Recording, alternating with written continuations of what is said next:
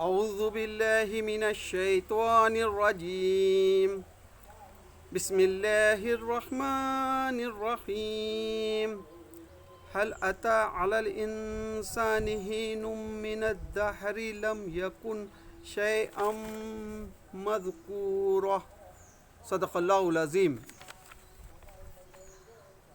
عزیز ساتھیوں، بزرگوں، دوستوں، ماؤں، بہنوں اور بچوں، السلام علیکم رحمۃ اللہ وبرکاتہ۔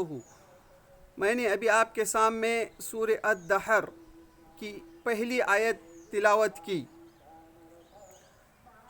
اس سورت کا نام سورہ الدہر بھی ہے اور سورہ الانسان بھی۔ اس سورت کو دو ناموں سے جانا جاتا ہے۔ ہاں، یہ مکے کی ابتدائی دور کی سورت ہے۔ اس سورت میں 2 رکوع اور 31 آیتیں ہیں۔ ہاں، یہ سورت اس زمانے میں نازل ہو گئی جو ابتدائی دور تھا۔ ہاں، اس سے پہلے جو سورت تھی وہ سورہ القیامہ۔ ہاں، یہ سورت اس کا جوڑا ہے۔ ہاں، ڈاکٹر اسرار احمد کہتے ہیں یہ جو قرآن مجید کی صورتیں ہیں جوڑے جوڑے کی شکل میں ہیں۔ ہاں، سورہ القیامہ پہ جہاں ختم ہو گئی وہیں سے وہی مضمون شروع ہوتا ہے۔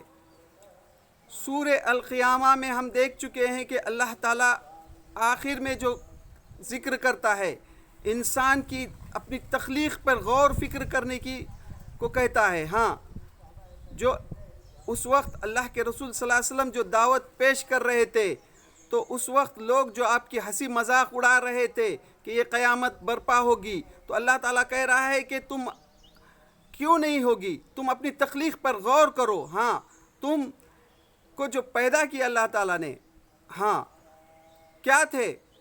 ہاں، اس پر غور کرو۔ یہیں سے یہ سورت شروع ہوتی ہے۔ ہاں دوستو، اور یہ سورت مکی دور کے ابتدائی دور کی سورت ہے۔ ہاں، ہم کو قرآن مجید کو سمجھنے کے لیے اللہ کے رسول صلی اللہ علیہ وسلم کی سیرت کو بھی سمجھنا بہت ضروری ہے۔ اللہ کے رسول صلی اللہ علیہ وسلم کے 2 دور ہیں، ایک مکی دور اور ایک مدنی دور۔ ہاں، جو مکے میں صورتیں نازل ہوئی اس کو مکی صورتیں کہتے ہیں، اور جو مدینے میں نازل ہوئی اس کو مدنی صورت کہتے ہیں۔ ہاں، مکی دور کے بھی 4 دوروں میں تقسیم کیا جاتا ہے۔ ہاں، مکی دور کو، ہاں، پہلا دور جو اللہ کے رسول صلی اللہ علیہ وسلم کو نبوت ملی وہاں سے لے کر 3 سال کا دور ہے، یہ جو خاموش دعوت دی گئی۔ ہاں، جو پہلے سے جو سمجھو مسلمان تھے انہوں نے کبھی شرک نہیں کیا تھا۔ ہاں، ایسے لوگوں تک جو قریب کے تھے، جس میں ہماری ماں حضرت خدیجہ رضی اللہ تعالیٰ عنہ، ابو بکر صدیق رضی اللہ تعالیٰ عنہ، علی رضی اللہ تعالیٰ عنہ، زید رضی اللہ تعالیٰ عنہ، عثمان غنی رضی اللہ تعالیٰ عنہ، تو یہ ایسے نزدیک کے جو لوگ تھے ان تک دعوت کا کام کیا گیا۔ ہاں، یہ 3 سال کا دور رہا۔ پھر اس کے بعد اعلان دعوت، یہ 2 سال کا دور۔ اس میں جو ہے لوگوں نے، مشرکین مکہ نے آپ کو ہنسی مذاق میں دعوت کو انکار کیا، طرح سے الزامات لگائے اور ہنسی مذاق اڑایا گیا۔ ہاں، یہ 2 سال کا دور رہا۔ ہاں، پھر تیسرا دور ظلم و ستم کا دور، یہ 5 سال کا دور تھا جس میں مسلمانوں پہ ظلم و ستم ڈھایا گیا۔ اور چوتھا دور اللہ کے رسول صلی اللہ علیہ وسلم کے چاچا ابو طالب کا انتقال اور ہماری ماں حضرت خدیجہ رضی اللہ تعالیٰ عنہ کے انتقال کے بعد سے ہجرت تک، یہ 3 سال کا دور رہا۔ اس طرح سے ہاں پورے 13 سال کا دور رہا۔ تو ہم جب بھی قرآن مجید کو سمجھنے کی کوشش کرتے ہیں تو ہمارے ذہن میں یہ دور رہے۔ ہاں، اب یہ سورت کو ہم جب حاصل مطالعہ آپ کے سامنے رکھ رہے ہیں تو یہ ذہن میں رکھیے کہ یہ دوسرا دور ہے، اس میں ہنسی مذاق اڑائی جا رہی ہے۔ ہاں، جس طرح سے پچھلی سورت میں سورہ القیامہ میں ہم دیکھ چکے ہیں کہ مشرکین مکہ سے جو قیامت کا ذکر کیا جا رہا تھا، تو جو ہنسی مذاق اڑایا جا رہا تھا کہ ہاں، تو اسی کا اللہ تعالیٰ یہاں پر اس صورت کا شروع ہی میں ذکر کرتا ہے۔ ہاں، اب اس کے صورت پہ ترجمے پہ ہم غور کریں گے۔ اس میں جو ہے جیسا کہ 2 رکوع ہیں اور 31 آیتیں ہیں۔ تو پہلے رکوع میں اللہ تعالیٰ نے پورا جنت کا تذکرہ کیا ہے، یعنی جنت میں کیا کیا نعمتیں ہوگی۔ ہاں، تو آج انشاءاللہ ہم پہلے رکوع کا آپ کے سامنے حاصل مطالعہ رکھنے کی کوشش کر رہے ہیں۔ بسم اللہ الرحمن الرحیم، اللہ کے نام سے جو بے انتہا مہربان اور رحم فرمانے والا ہے۔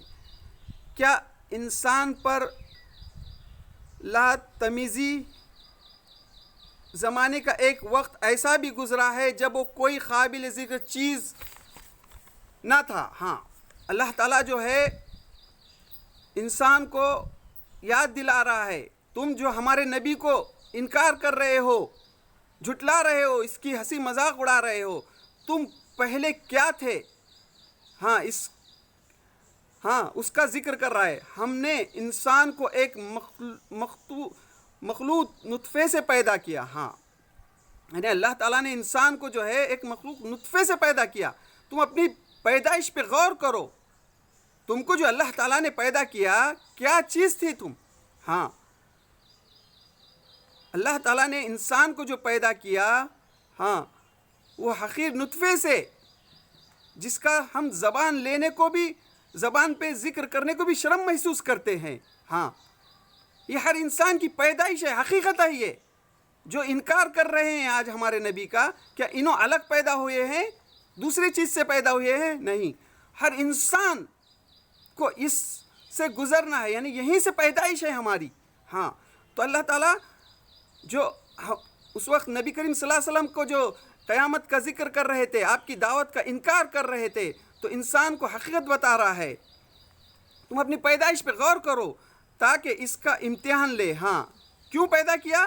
اس کا امتحان لے۔ اللہ تعالیٰ امتحان لینا چاہتا ہے، اور اس غرض کے لیے ہم نے اسے سننے اور دیکھنے والا بنایا۔ ہاں، اس غرض کے لیے اللہ تعالیٰ نے انسان کو سننے اور دیکھنے والا بنایا۔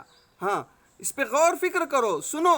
تم کو اللہ تعالیٰ نے سننے کے لیے کان دیے، دیکھنے کے لیے آنکھ دیے۔ ہاں، دیکھو، غور کرو، ہم نے اسے راستہ دکھا دیا، خواہ شکر کرنے والا بنے یا کفر کرنے والا۔ ہاں، اللہ تعالیٰ نے انسان کو دونوں راستے دکھائے، شکر کرنے والا بھی، کفر کرنے والا بھی۔ ہاں، اللہ تعالیٰ کو کسی پہ زبردستی نہیں کرتا، دونوں راستے دکھاتا ہے۔ ہاں، اب انسان کے اختیار میں ہے، چاہے ہمارے نبی کی بات مانے یا انکار کرے۔ ہاں، اللہ تعالیٰ اب یہاں جو ہے، جو کفر کرتے ہیں ان کو کیا سزا ہوگی، اس کا ایک آیت میں ذکر کرتا ہے، اور اس کے بعد پورے رکوع تک جنت کی نعمتوں کا ذکر کرتا ہے۔ کفر کرنے والوں کے لیے ہم نے زنجیریں اور توق اور بھڑکتی ہوئی آگ مہیا کر رکھی ہے۔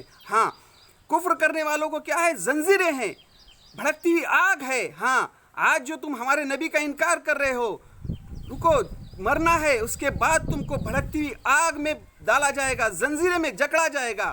پھر یہاں سے اللہ تعالیٰ نیک لوگوں کا ذکر کرتا ہے۔ ہاں، جو اللہ کے نبی کی بات مانتے ہیں، جو اللہ اور اس کے رسول کو مانتے ہیں، آج بھی دنیا میں جو اللہ اور رسول کو مانتے ہیں، اور اس وقت بھی جن لوگوں نے اللہ اور اس کے رسول کو مانا، ان کے لیے نیک لوگوں کو جنت کی نعمتوں کا ذکر اللہ تعالیٰ یہاں کر رہا ہے۔